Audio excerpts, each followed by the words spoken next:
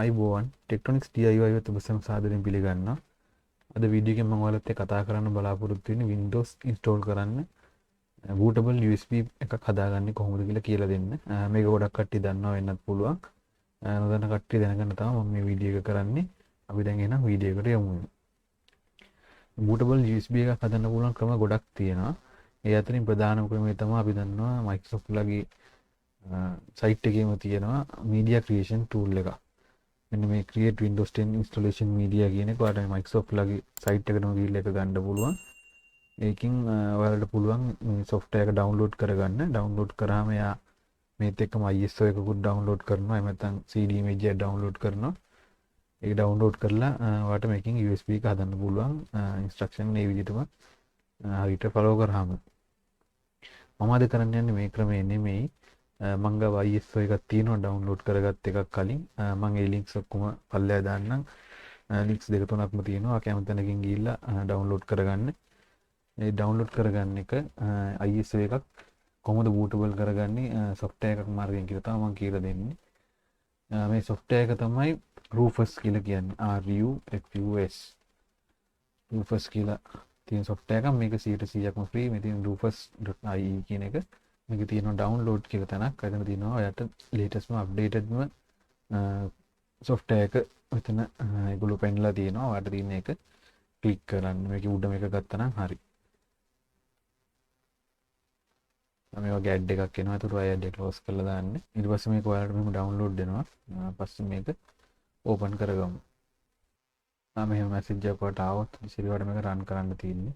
හරි. එතකොට මේක අපි install කරන හදද්දිම updates බලන්නද කියලා අහනවා.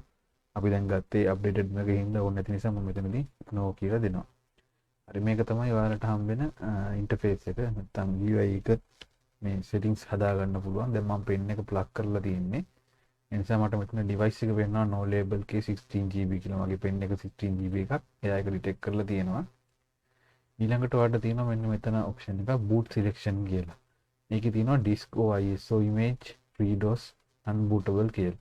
අපිට ඕනේ ඇත්තටම disk or ISO image එකක් කියන එක තමයි ඕනේ. අපි ඒක select කරනවා. ඊට පස්සේ ඔයාලට මෙතනින් පුළුවන් ඔයාගේ machine එකේ දැන් ඔයාලට මම links ටික පල්ලෙහා දාලා තියෙනවා. එහෙම නැත්නම් ඔයා ගාව තියෙන එකක් හරි කමන්නේ. ISO එකක් තියෙනවනම් අන්න ඒ ISO එක මෙතනට browse කරලා දෙන්න.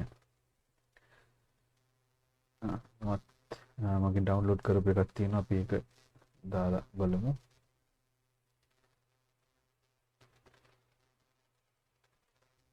හරි. සිලෙක්ට් කරගත්තට පස්සේ ඔටෝමැටික් එයා මේකේ settings වගේක් වෙනස් කරගන්නවා. ඊට පස්සේ ඔයාගෙන් අහනවා image option එක මොකක්ද කියලා.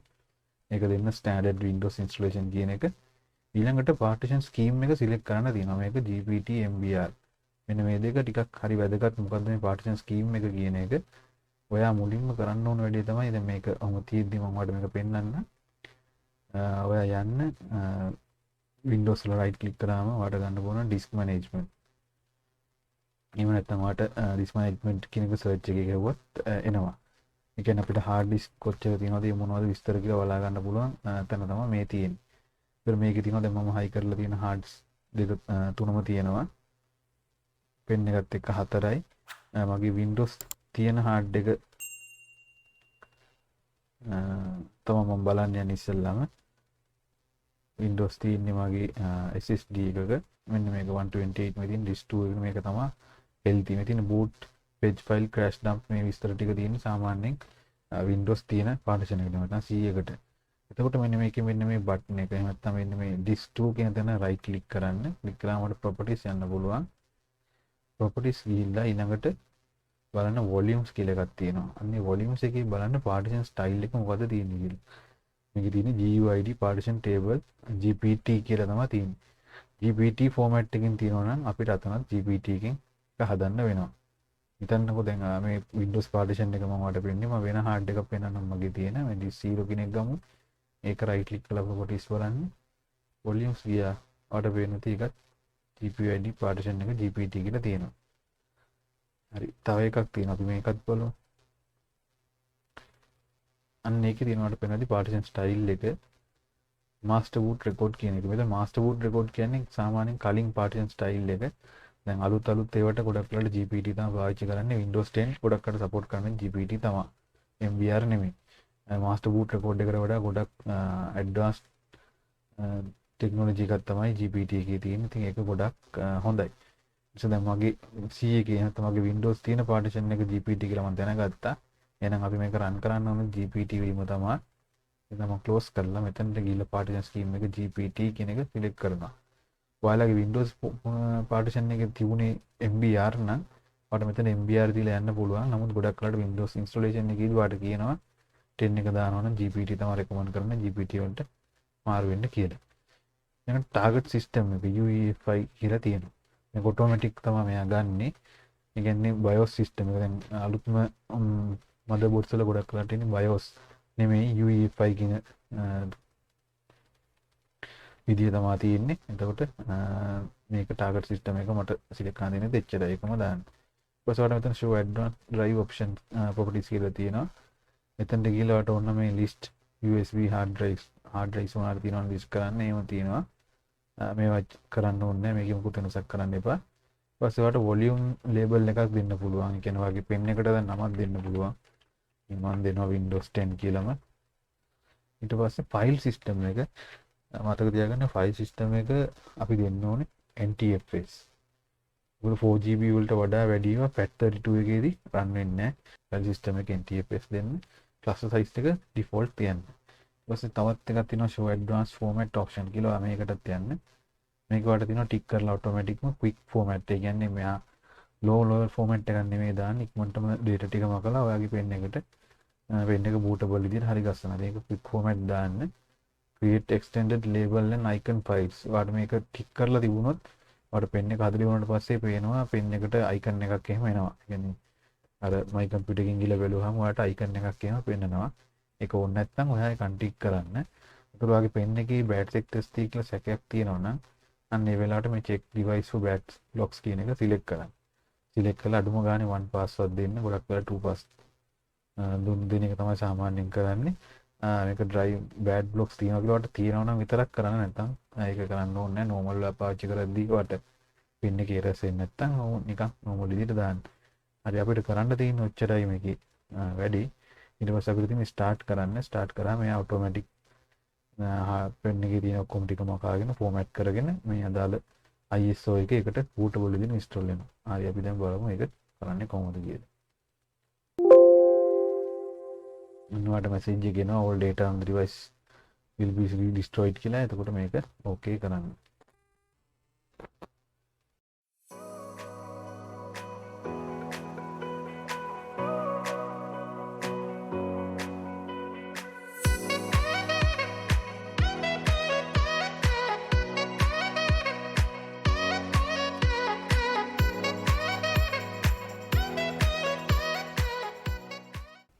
හරි දැන් අපි bootable USB එක හැදලා ඉවරයි. ඔයාලට පේනවා මෙතන ready කියලා ඇවිල්ලා තියෙනවා. දැන් මම මේක test කරගන්න තමයි හදන්නේ. අපි මේක close කරමු. දැන් අපි මේ software එක use කරන එක අපි ඉවරයි. දැන් මේක bootable type එකකින් තියෙන කියලා බලා ගන්න ලේසිම වැඩේ තමයි. ඔයාලට pen එක unplug කරන්න. unplug කරලායි plug කරලා බලන්න මොකක්ද කියන්නේ. මම අර කිව්ව icon එක ඇවිල්ලා තිනවා. icon pack එක මම කිව්වේ untick කරලා තිබ්බොත් මෙතනට icon එකක් එන්නේ නැහැ කියලා. ඒක ටික් කරලා තිබිටින්ද එයා ඒකට ගැලපෙන icon එකකුත් icon එකට ෆයිල් එකකුත් හරි ගස්සලා තියෙනවා. හරි දැන් Windows 10 එක නම් හරි. ඊළඟට අපිට තියෙන්නේ මේකෙන් Windows boot කරන එක. Windows installation එක මම ඊළඟ වීඩියෝ එකේදී ඔයාලට ගේන්න බලාපොරොත්තු වෙනවා. අද කියලා දෙන්න ඕනේ සරලව කොහොමද මේ වැඩේ කිසිදු කරදරයක් නැතුව අපි කරගන්නේ කියලා ඔයාලට පැහැදිලි කරන්න. මේක ඉතා හොඳ software එකක්. Rufus කියන software එක හරිම ලේසි කරදරයක් නැහැ. මොකොත් ඔයාලට කරන්න දෙයක්වත් නැහැ. ඔයාලට තියෙන්නේ අදාළ ISO එක select කරලා පෙන්නන එක විතරයි. එතනින් එහාට වැඩ කටයුතු ටික ඔක්කොම automatic ම කරගන්නවා. අර basic settings ටික අපි හැදුවට පස්සේ. ඉතින් මෙන්න මේ වගේ හදාගත්ත USB pen එකකින් Windows boot කරන්න කොහොමද? එහෙම නැත්නම් Windows වගේ තියෙන C partition එක format කරලා Windows දාන්න කොහොමද කියලා මම ඉදිරි කතා කරන්න බලාපොරොත්තු වෙනවා. ඒකේ පළවෙනි ස්ටේජ් එක විදිහට තමයි අද මම ඔයාලට මේක දැම්මේ. මොකද සමහර කට්ටියගේ ඉල්ලීමක් තිබුණා Windows installation එකත් හරියට කියලා දෙන්න, drivers download කරලා install කරන හැටි විස්තර ටික දාන්න කියලා. ඉතින් ඒක නිසා මම පළවෙනි වීඩියෝ එක විදිහට මේක කළා. කොහොමද අපි bootable USB එකක් හදාගන්නේ කියන එක. දෙවෙනි එක තමයි අපි Windows format කරන එක. තුන්වෙනි එක තමයි කොහොමද අපි හරියටම motherboard drivers හොයාගෙන ඩවුන්ලෝඩ් කරලා එහෙම නැත්නම් ඊට වාගේ අමතරව හයි කරලා තියෙන VGA කාඩ් ඒ වගේ දේවල් තියෙනවා නම් ඒව කොහොමද ඉන්ස්ටෝල් කරගන්නේ ඒකට කොහොමද ඩ්‍රයිවර්ස් හොයාගන්නේ කියලා කතා කරන්න තමයි තුන්වෙනි ස්ටේජ් එකේ මම බලාපොරොත්තු වෙන්නේ. එහෙනම් පළවෙනි වීඩියෝ එක මෙතනින් අවසానයි. ඔයාලට මම වීඩියෝ එකේ කියපු දේවල් තේරුණා නම් ලයික් කරන්න, ෂෙයා කරන්න, subscribe කරලා එකතු වෙන්න මගේ YouTube channel එකත් එක්ක Tectonics DIY YouTube channel එකත් එක්ක මේ වගේ වීඩියෝ එකකින් ඉතා ඉක්මනින් හමු වෙන බලාපොරොත්තුෙන් අද සමු ගන්නවා. ඔබ සමට සුබ දවසක්. ආයුබෝවන්.